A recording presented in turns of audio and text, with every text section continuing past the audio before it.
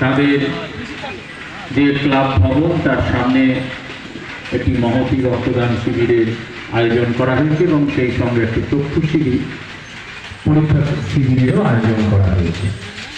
আজকে সুতরাগড় সিটি ক্লাবের এই মহতী রক্তদান উৎসবে ক্লাবের সভাপতি, সম্পাদক, ক্লাবের অন্যান্য সদস্যগণ, এছাড়াও এখানে আজকের এই অনুষ্ঠানের উদ্বোধক হিসাবে উপস্থিত আছেন আমাদের শান্তিপুরের ভূমিপুত্র, চিকিৎসক এবং অত্যন্ত জনপ্রিয়, এই মুহূর্তে আমাদের শহরে অত্যন্ত জনপ্রিয় চিকিৎসক, বর্তমান শান্তিপুর হাসপাতালে তিনি কর্মরত আছেন, মাননীয় ডাক্তার রতন হালদার মহাশয়।